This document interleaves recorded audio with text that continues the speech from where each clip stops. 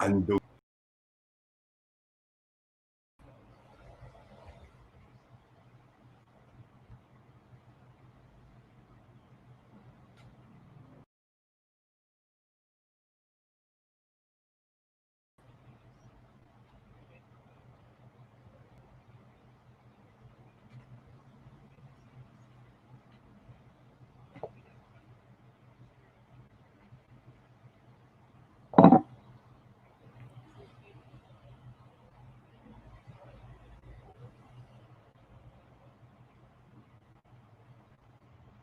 Sir, good afternoon. Good afternoon. Sir Jay, we're now live? Yes.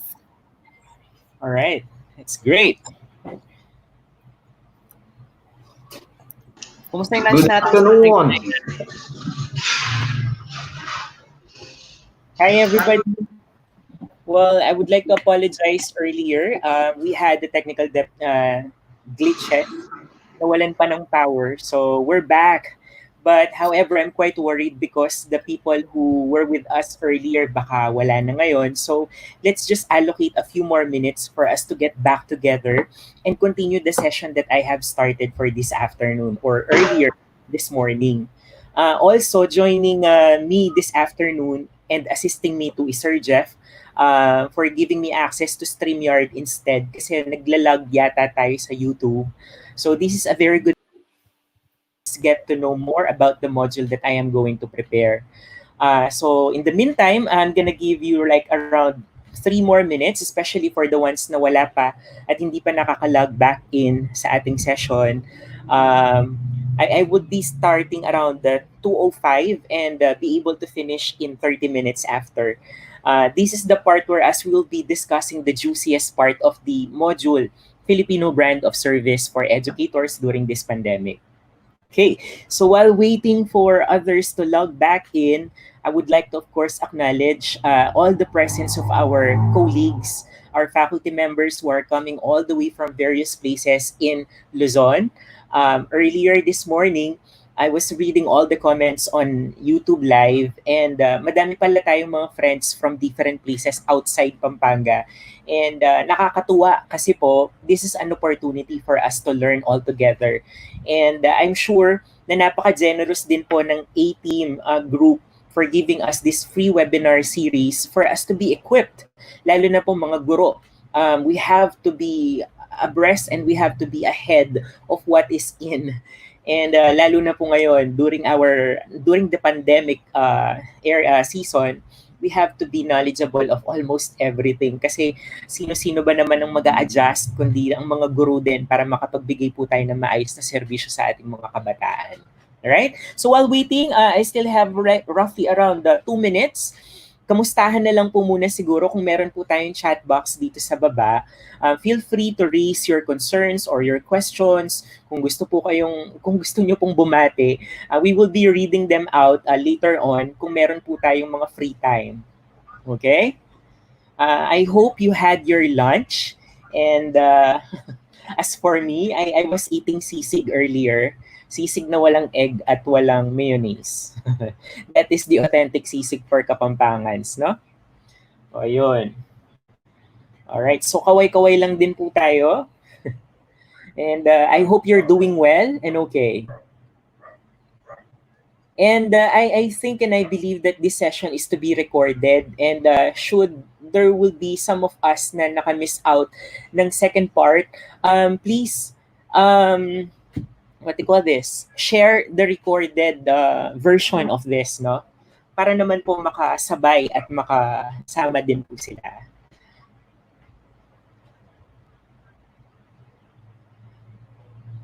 Okay, currently ongoing din po ang ating webinar series naman sa Department of Tourism. Nag-excuse lang ako ng konti. Sabi ko I have to attend and finish this module. And on the other webinar series, kausap namin si Secretary Puyat herself discussing the game plan of what Department of Tourism will be implementing for the next months, lalo na po ngayon until 2020, pahirap po ang industriya po ng turismo. And just an information din po why the Philippines is gearing towards understanding and pouring efforts towards tourism kasi po sa Philippines meron po tayong tatlong industriya kung saan nagbe-benefit ang Philippines. This is the agriculture, next is manufacturing, and lastly is tourism. So malaking pera po kasi ang pinapasok ng turismo sa bansa natin at marami pong jobs na nag-generate because of this. Kaya we are really planning ahead of time on the trainings, on the game plan, on how we will be able to generate again the movement of people. But of course, definitely nowadays mahirap kasi it's, pandemic pa din po and merong stigma in terms of traveling. So in terms of all the industries tayo or ang industriya po ng turismo ang nahuhuli at mahuhuli po for sure dahil inuuna rin po natin ang public safety. Right? So much about tourism and what I do in the department. I would like to get back on track right now. Once again, mabuhay po and I hope you are all doing good. And shall we continue this afternoon session? Para naman po ma-refresh ang ating memory on what we have been discussing earlier, nagkaroon na po ako ng recap dito on our screen. Okay?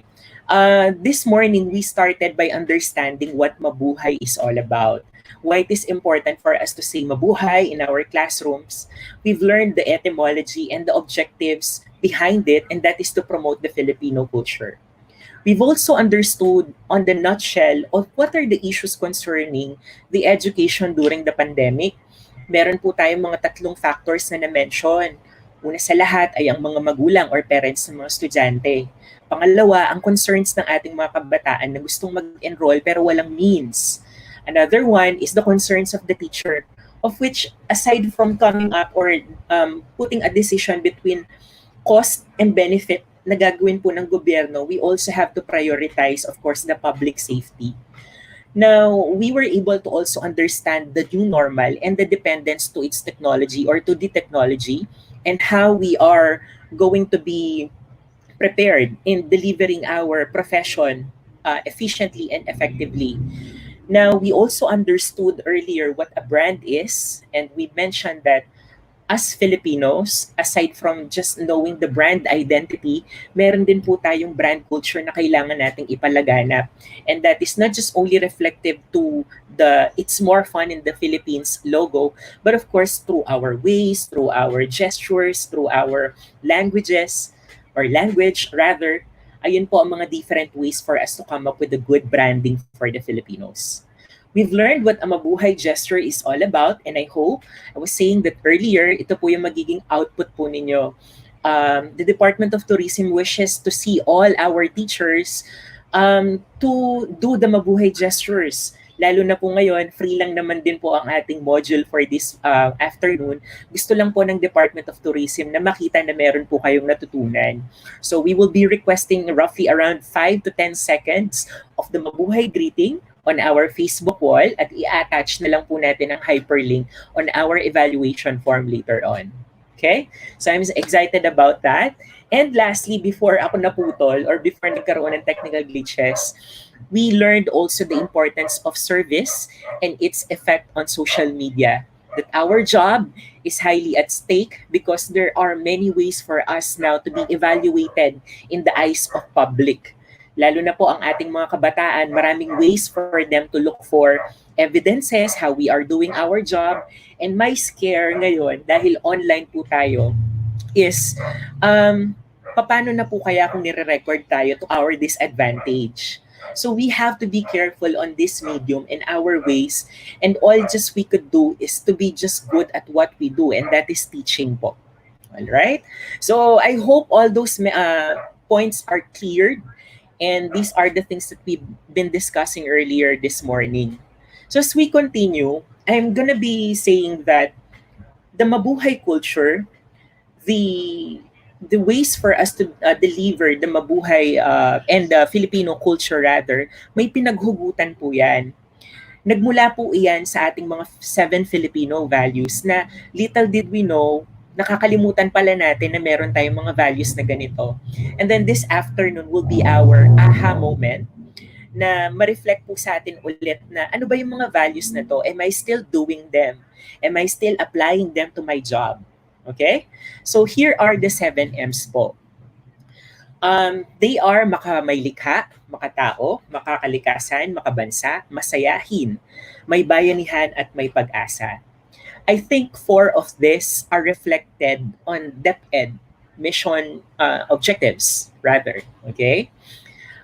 I-apply natin ngayon ang seven Filipino value system sa ating mga trabaho bilang mga educators. Okay? Magsisimula po tayo ngayon sa makamaylikha. Ngayong panahon na ito po, paano kaya natin sinasabi na tayo ay makamaylikha, tayo ay makadiyos? The word maylikha means that we believe in someone who is higher, supreme being. Regardless of our denomination, regardless of our religious belief, we have only one supreme being. Isa lang po yan. Ang pagiging makamaylikha po ng mga Pilipino, tracing it back in history, naniwala po ang ating mga ninuno sa mga anito, sa mga natural entities, mga puno, araw, buwan, alright, nature itself. But as time as meron po tayong mga colonizers, nababago po kasi yan. The most interesting fact about the Filipinos is that we have been colonized by Spaniards, by Japanese, by Chinese. Nagkaroon na po tayo ng mga occupations ng mga ganyan sa Pilipinas. Ang dami na po natin mga pinapaniwalaan. Minsan nga sa altar natin, meron tayong Christ, the risen Christ. Tapos sa side, merong Buddha. Tapos sa side, meron din yung pusa, yung gumaganon.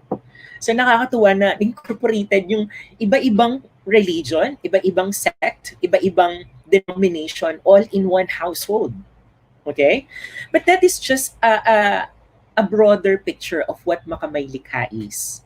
During this time, okay, our faith was really tested, and I believe it is still being tested. But the only thing that we could rely on to are prayers. Okay? I don't want to sound a very religious person. I'm in fact a spiritual person rather. Pero ano po ba yung mga pinaghuhugutan natin, yung mga values ngayon? Do we know what is ahead of us? Definitely hindi po. Do we know what is in store for the next years? Hindi rin po.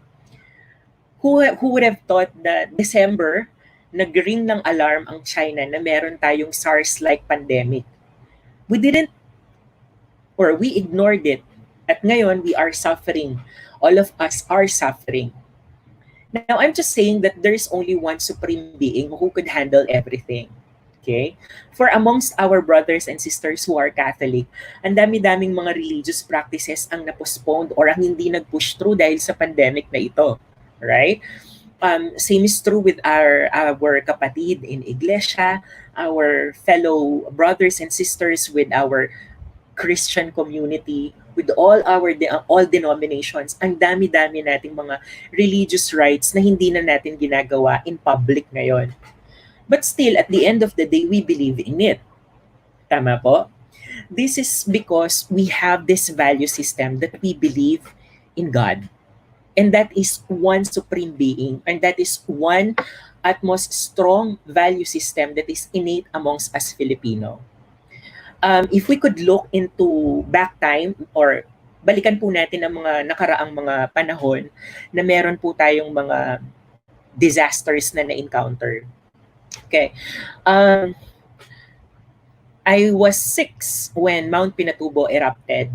For some of our teachers, siguro wala pa noon. But for definitely sa mga senior teachers, you could relate to this.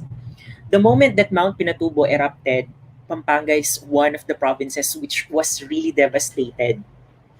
Alam niyo po, nung nag-evacuate kami, ang katabi ko po sa daan, hindi ko po siya kilala, ang bit-bit-bit niya po, imahe. Alright? That image alone signified how strong we Filipinos are in terms of faith. Okay? Meron nga po tayo ngayon sa panahon na ito, prayers for COVID-19 alone. Okay? This is also a perfect time for us to be united in spirit. And this is reflected to our value system, makamaylikha. Now, what is makamaylikha? This is the respect for divine providence and spiritual being. Now, to be makamaylikha, we always have to be honest and truthful on all our dealings with our work and not take advantage of anyone. Alright? Tayo-tayo pa din po ang magtutulungan, lalo na po ngayon, mahirap po ang panahon. Tutulong po ako sa kapwa ko guro kasi ito ang kailangan po ngayon, hindi po divisiveness ang kailangan. Now, for us to be able to reach out and for us to be able to help one another to rise above the occasion, this is the very value system that we would like to instill amongst us fellow teacher, much specifically to our students. Okay? So that is the first value system, makamaylikha. Okay? So moving on, let's understand the second value system, which is makatao. Okay? Kapag sinabi pong makatao, ano ang pumapasok sa isip natin? Okay? Pwede sabihin po natin, this is how we treat other people. Right? This could also mean that how we value other people. That's another correct answer. Ngayon, when we say makatao, it's actually reflective on how we do our dealings with them. Okay?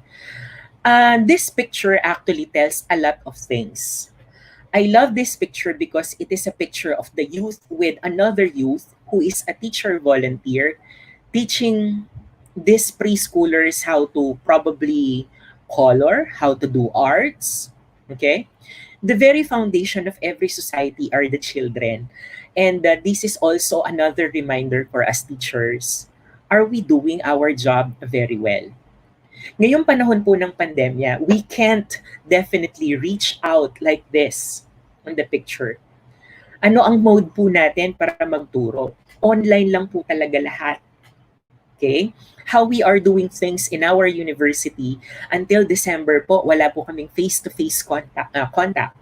We will be resuming to our blended learning na po ng January. And that is still dependent on the movement of the pandemic and the COVID-19 issues. Okay? Now, when we say makatao, how are we treating our students? Do we treat them fairly? Okay? One of the mitigating measures that we are doing right now, dahil last March po, ito yung panahon na tumataas na po ang mga bilang at kasalukuyan din po kami nasa finals period. Biglang pasok po ng online learning system namin. Tapos ang daming nagko-complain ng mga estudyante.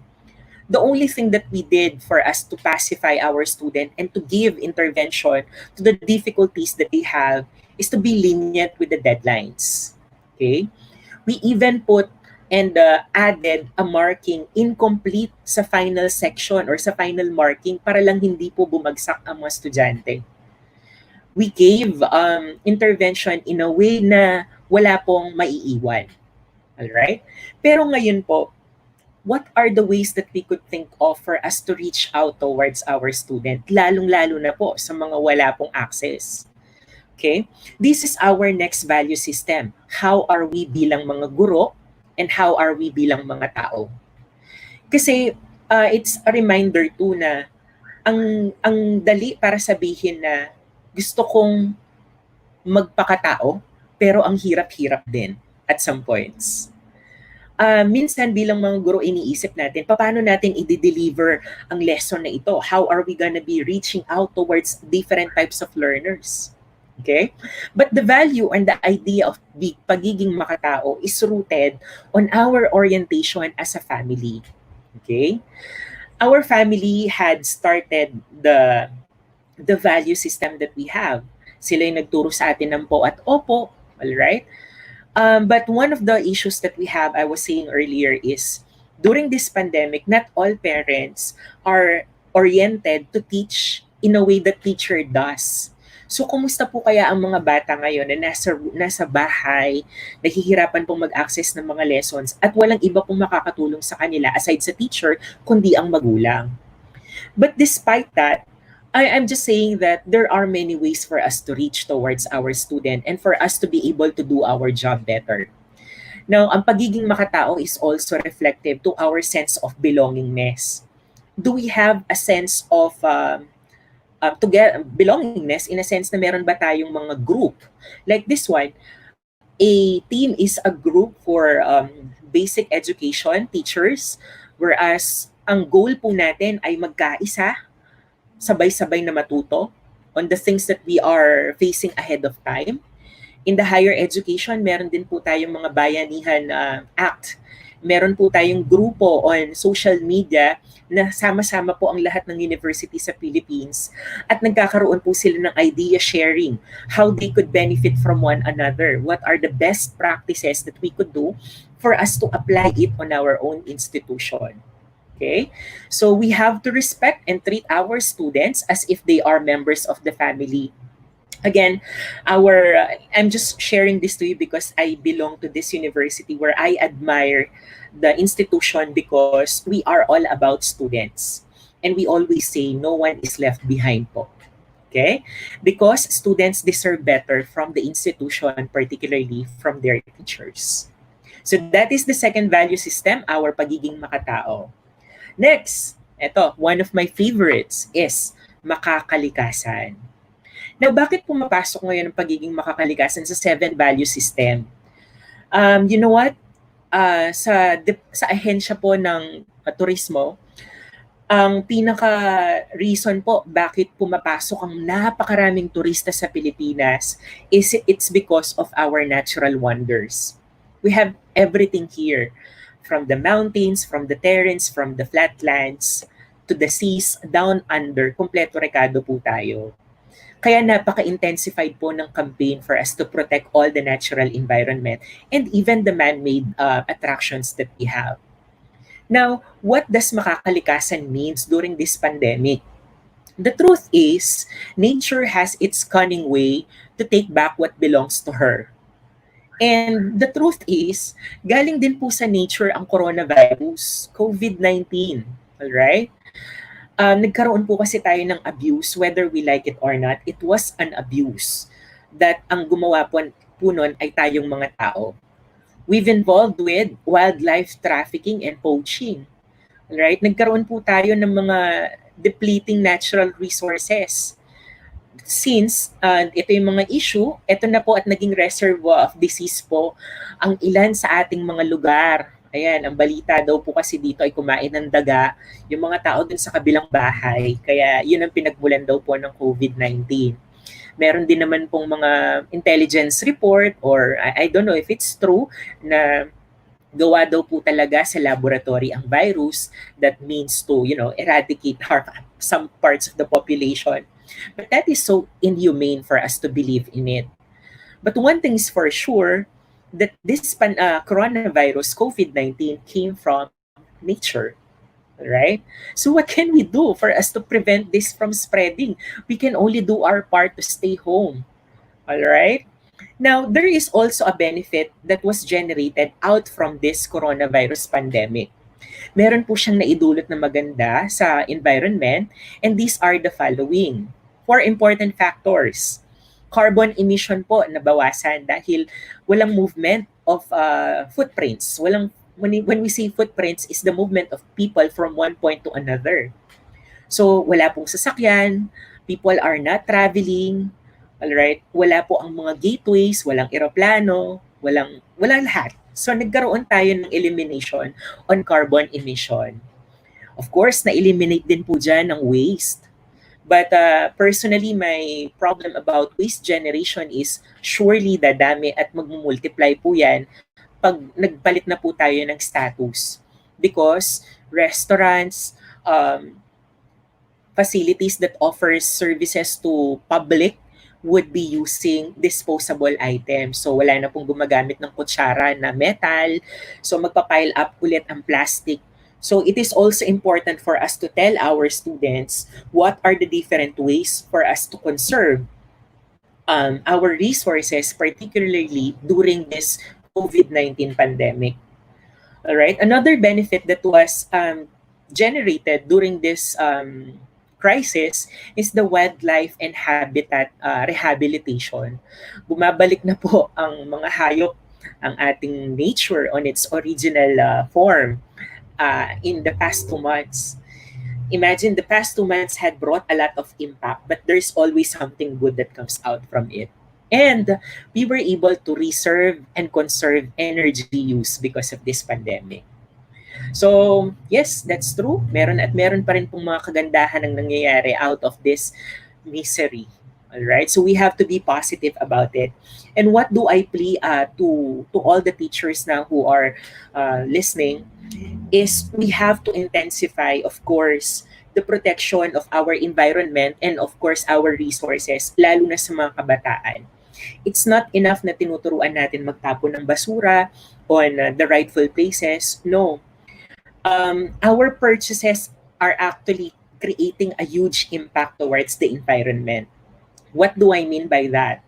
If you are asking yourself these questions before you purchase an item, you will be able to save the environment. What are these questions? Questions like, what is this item made from? Did it harm the environment? Did it help people? Am I gonna be using it for a long time?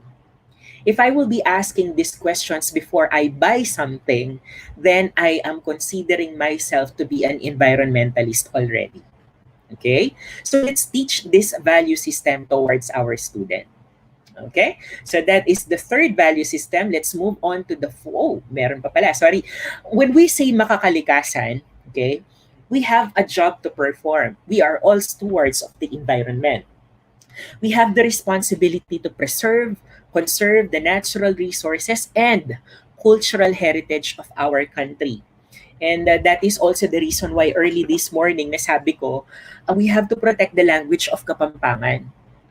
Um, I'm speaking in to our fellow Kapampangan teachers that this is the very language that is endangered. That if we will not be able to pass on the culture and pass on the language towards our generation, the younger ones, sino pa po ang magtutuloy nito? All right? So, the very reason why people are coming into our country, it's because the beauty and the resources of the Philippines is tremendous. Okay? So again, that is the third value system. Let's move on to the fourth one, which is makabansa. Now, ang pagiging makabansa po is not only reflected to alam natin lahat ang mga bayani. Okay? Paano po ba natin pinapa-reflect or paano natin masasabi na tayo ay makabansa? Right? Today, we are celebrating the National Flag Day. Alright? Are we aware of that? Parang nakita ko lang to kanina sa news. Ay, oo nga ako. Alright, so today we are celebrating the National Flag Day. Sino ba ang gumawa ng ating bandila? Okay? Some of us, ay, oo nga, sino nga ba? Okay? You see, ang measurement ng pagiging makabansa, hindi lang naman po nasusukat yon sa kaalaman natin sa history. Hindi lang naman iyon nasusukat sa pag-alam ng kung ano ang national anthem natin. Ang pagiging makabansa are actually rooted deeply on how we showcase ourselves as Filipinos. Let's talk about our frontliners, nurses, those medical people, doctors, right? Merong ilan po sa atin, meron tayong mga kamag-anak na nasa medical field. Na kung tutuusin, hirap na hirap po ang ating mga medical people practicing their careers in the Philippines dahil napakababa po ng sweldo dito. But they chose to stay.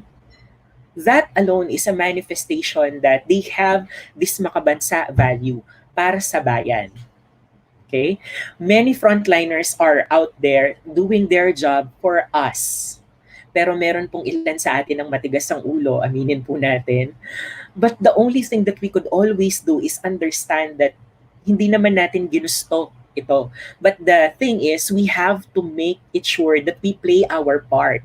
Because meron po sa labas, our frontliners and laborers who are lifesavers. Okay? That alone is a fact that they are makabansa.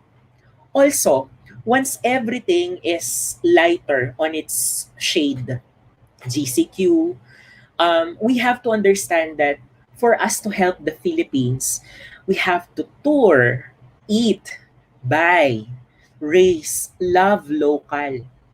When we patronize local products, be it pagkain, damit, produkto, right? We are already helping the Philippines. Tayo-tayo din po ang magtutulungan. Kaya meron po tayong mga hashtags na ginagamit ngayon. Support local, go local, save the SME or the small medium enterprises, and homegrown brands. Ito yung mga paraan kung paano po natin maipapalawig palalo yung ating pagiging makabansa. Do marami po tayong point of contentions ngayon, lalo na sa pagiging makabansa. Paano ba ito nasusukat? Is it through blind loyalty po ba? Is it through kung ano ang nakikita natin sa social media? You see, I don't want to talk about politics. But one thing I'm gonna be sharing to you as part of my presentation is our ability to discern what is right from what is wrong. Discernment po ang kailangan po natin. We have to back it with files, back it with information before tayo maglabas ng kung anong opinion na pwedeng ikasama or ikabuti ng ating mga audience. Okay?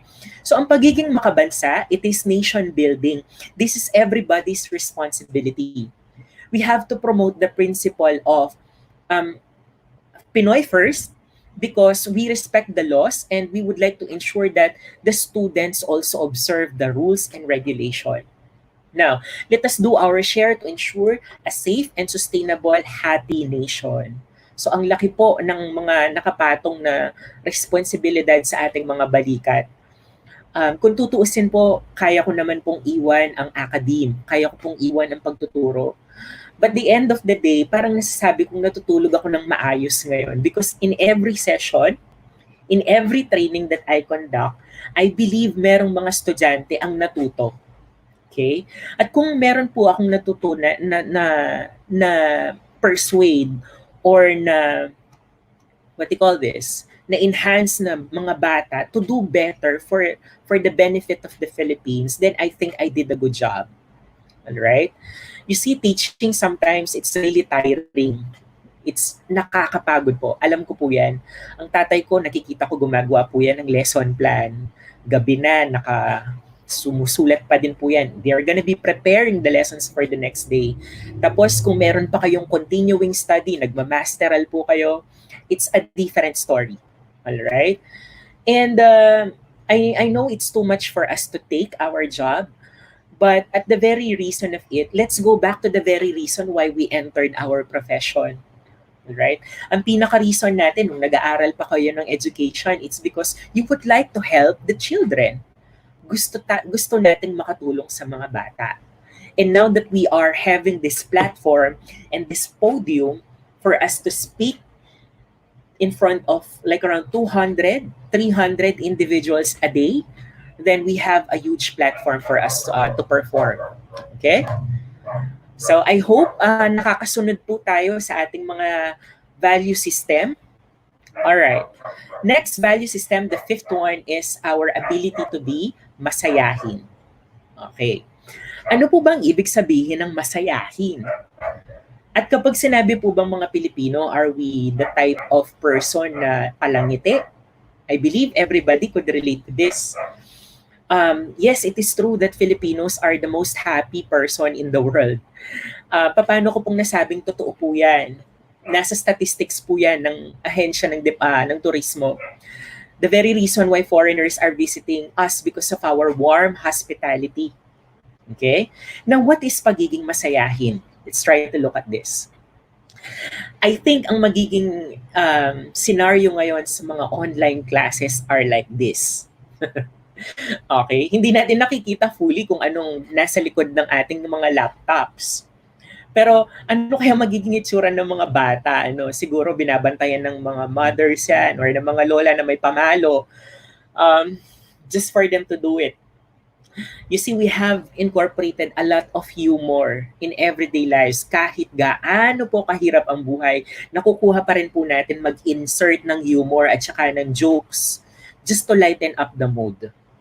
The other picture here says or shows us na yung Korea, yung Japan, yung United States, napaka-sophisticated nila sa mga face mask. Samantalang sa atin, kahapon lumabas ako, nakita ko yung mama naka-tricycle. Nakatingin ako ng matagal sa kanya, kala ko nakangiti talaga. Yun pala si Manny Pacquiao, yung kanyang face mask. Right? Now, yes, it is true na napakadami po nating scarcity on face mask. But napaka-indigenous po ng mga materials natin dito sa Philippines at nakakagawa tayo ng paraan para makagawa po tayo out of nothing. Right? So who would have thought makakagawa tayo ng ganito klaseng face mask, ano? Right? So I was saying na ang pagiging masayahin po is that we remember the use we remember to use the power of smile and the power of our sense of humor while doing our work.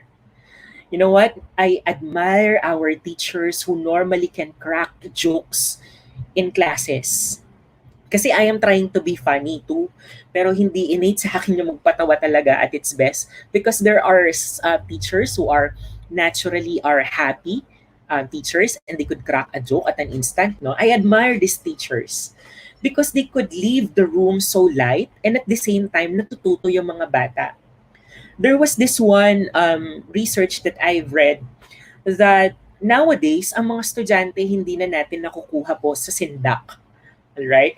Mas natututo po ang mga estudyante in a way kung ang method of teaching and delivery po ng mga guro ay nurturing. Alright? Na ang pagiging terror or paninindak sa mga bata is not as effective as it was before. Times have changed. Nowadays, students look at us as siguro barkada. Students look at us as someone another parent within the classroom. Right? Iba yung tingin ng mga estudyante sa atin. Now, if we could incorporate ang pagiging masayahin while doing our job, I'm sure our audience will have a great and fun memories despite of the hardship during this pandemic. I would like to be remembered sa classroom siguro na I'm just cool, alright? Cool lang tayo. We don't take this hardship too seriously, but we have to do our job diligently. Okay? Now, using humor is also a good way to lighten up the mood of your students. So, I hope we have our different ways on how we could incorporate this value. May dilemma lang in conducting the webinar, parang wala akong kausap. Kasi hindi ko nakikita yung mga audience ko. And at the same time, pag kasi nagpapatraining ako, balitaktakan kasi talaga yan. I'm exchanging thoughts. Gusto kong marinig ang opinion ng aking mga kausap. And should you have any suggestions on how you could deliver your lessons efficiently in a nurturing way, in a light way, please do share it sa ating group. You could even leave the comment dito po sa ating section down below para po nababasa din po ng other participants. Okay? So, ayun. Ngayon po, ipagpatuloy na natin ang sixth value, the value of may bayanihan. Okay. Ito yung at the end of the day, madalas po kasi ang mga Pilipino, tayo, napaka-eksperto natin sa lahat ng bagay. Alam niyo yan. We are keyboard trigger. Alright? Meron po tayong nakitang balita o news which are salungat sa ating paniniwala. Na, text na po yan, i-chat na yan. We compose our sentiments and thoughts and we put it on public, on social media for everybody to see. That is the initial response that we normally get. Kapag may bagong balita na hindi ka aya-aya, agad, negativity ang lumalabas sa atin. But as days and times pass by, tayo-tayo din po ang magtutulungan. Lalabas po ang value ng may bayanihan for us. Okay? What do I mean by this? During this pandemic, ang dami-daming sistay na binibigay natin sa government. Kasalanan lahat ni ganito yan. Hindi kasi nag-declare kaagad yan. Yung mga kapitbahay natin and all those rants and sentiments. But what can we do? Nandito na po yan. Someone need to step up and build something to prevent something and to reach out, especially to those people na walang-wala. Okay? Imagine kahit ang pagbibigay nga ng ayuda ay napaka-unfair. Aminin nyo po. Hindi porket ang mga middle class ay may trabaho, hindi sila entitled, ano? Maling-mali po iyon. Pero what can we do? Alright? We are not in the position to. Pero there's always something that we could do for us to help. Right? Ako sinasabi ko na lang at iniisip ko palagi, bilog ang mundo. Nakikita lahat ng Diyos yan. Kung ano po ang itinatanim natin, alright, we will sow in the near future. Okay? So during this pandemic, lumabas po ang ating mga Republic Act, the Bayanihan to Heal as One Act, the Republic Act 11469, which aims to help, of course, our mamamayan. Nagkaroon din po ng mga Bayanihan Act ang mga iba-ibang ahensya. We have here the Bayanihan na by University of the Philippines and the PGH. Okay? Tapos makikita naman po natin sa mga social medias po natin what are the tremendous ways na ginawa ng different organization to reach out. Okay? I can see some of the relative projects na ginawa dito sa Angeles City. One of them, we did the Lugod Balen. These are the people who owns restaurants, who are in the academe to help together para magluto ng meals in behalf of our frontliners who are doing their job while in pandemic. So that alone can testify na tayo pa rin po ang magtutulungan. Tayo pa rin po ang gagawa ng mga bagay na to. Okay. So because when we say bayanihan, all right, let's try to look at the etymology muna ng bayanihan, no? It is a bayanihan spirit the bayanihan spirit comes from the two word bayan or bayani and bayani. Okay? So every action leads to an impression. If we do not work together and assist one another, then we might miss a better opportunity for not just only the tourism industry, for the benefit of all industries in the Philippines. Lahat tayo gusto natin ang Pilipinas ay umangat. Gusto natin po ang Pilipinas ay maging disiplinado. Gusto natin ang Pilipinas ay malinis. Pero ang tanong ko po, ginagawa po ba natin ang part natin? Now, let us all work together for the better and brighter Philippines. And this is how we become a tourism hero or an educator hero to be a true bayani. Okay? Mga guro, kahit walang contest yan. Kapag sabing mga guro, automatic bayani yan. Sabi ko nga, pupunta automatic sa langit ang mga guro. Totoo yan.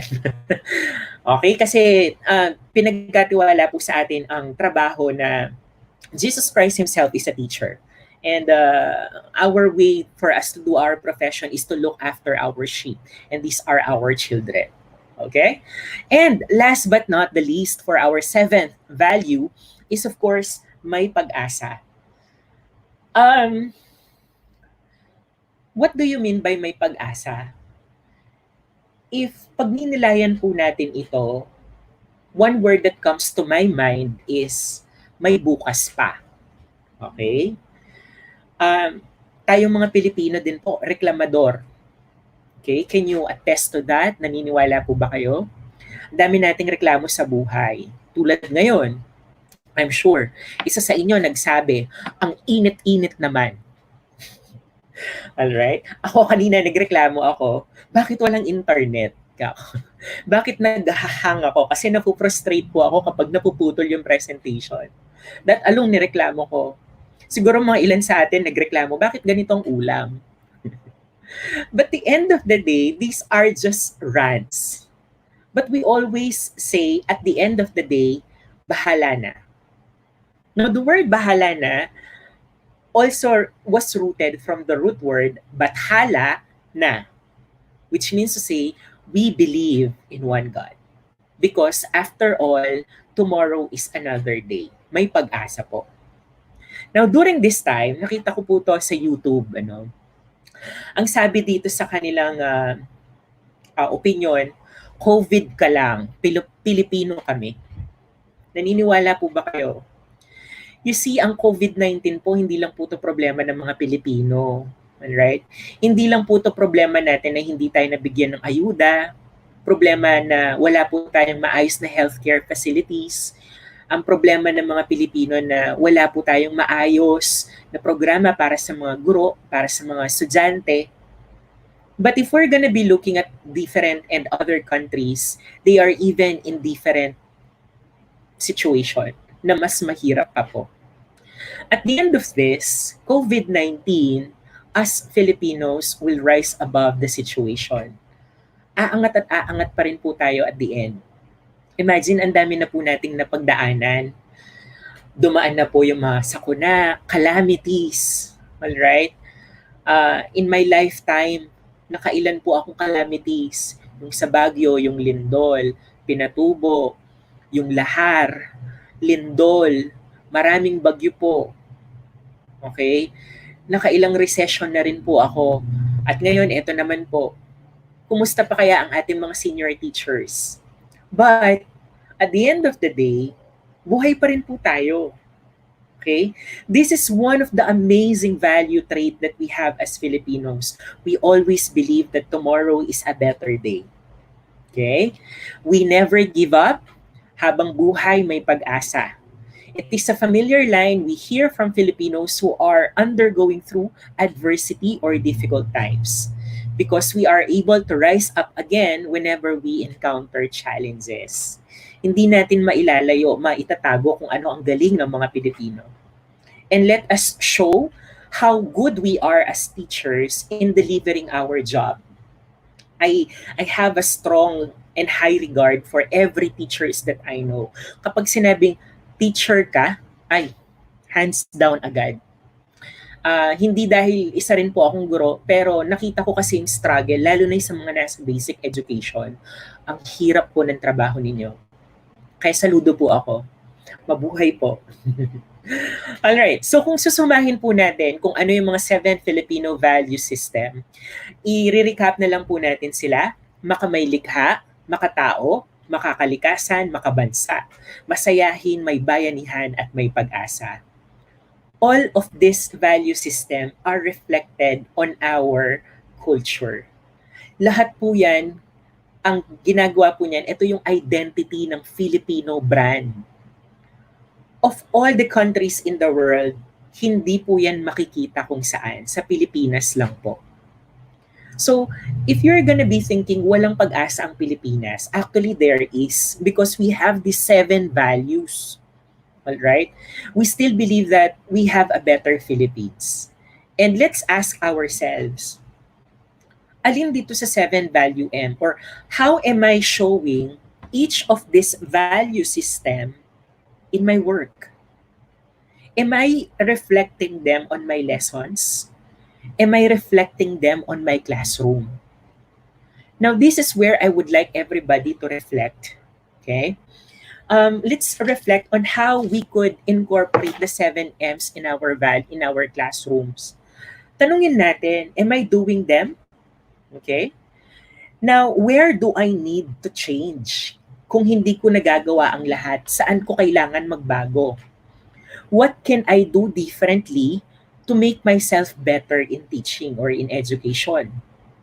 Because if you would like to come out of this pandemic better and a changed person, you have to make adjustment. Tayo-tayo pa din po ang gagawa ng paraan paano po tayo makakapagturo ng maayos. As for my reflection, sinasabi ko or iniisip ko palagi every night, this is an opportunity for us to distance ourselves, because I think there is a reboot system because someone is installing a software. Nag-i-install po yan ng software sa atin para next time that we are already ready to be generated, right, we are better than before. Now, this webinar is just one way for us to understand better paano tayo makakapag-reboot. Okay? I would like to ask and reflect amongst yourselves, what am I doing as a teacher? Am I practicing the 7 M's? Right? Where do I need to change? What do I need to do differently to make me a better teacher? Okay? So malapit na po tayong magtapos, pero ang gusto ko lang din pong i-highlight dito, ang service attitude po bilang mga guro is everything. We don't have an easy job. Hindi po madali ang trabaho po natin. We are not compensated very well. I know that.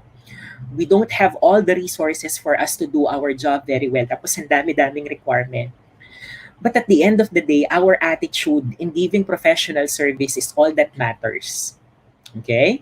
Now, when we combine the service attitude with the Filipino core values attitude, that is the Filipino brand of service excellence is all about. Dito po tayo dito po humuhugot ng karunungan yung mga teacher. Alright? Kung alam ko sa sarili ko na ginagawa ko to, na maayos yung trabaho ko, and I will be backing it up with the attitude, with a good service attitude, then I am sure you are one ambassador, Filipino ambassador, that we can be proud of. Sino ba ang ambassador? When you see ambassador, sila yung carrier ng brand. This morning I said, you are the brand, you as the brand, and you are the brand. Tayo-tayo po ang brand ng Filipino. Okay? So with that, gusto ko pong magpasalamat ng marami po sa inyo. It is an honor for me to deliver just only the first part of this module, the Filipino brand of service. And should you have any questions po or clarifications, gusto niyo pong makipag-collaborate in the near future, I have here all of my contact details available for public. You can contact me on my email. I have Instagram. I also have Facebook and YouTube channel. In fact, we do some sort of teacher blogs din po. You can see some of my blogs pertaining to teacher and student relationship on my YouTube account. So should you have any concerns about the module that I've delivered for today, please drop me a line. Should you want to be friends with me on Facebook or in Instagram, please do so, and we could exchange a lot of thoughts and inside thoughts how we could better our job as teachers.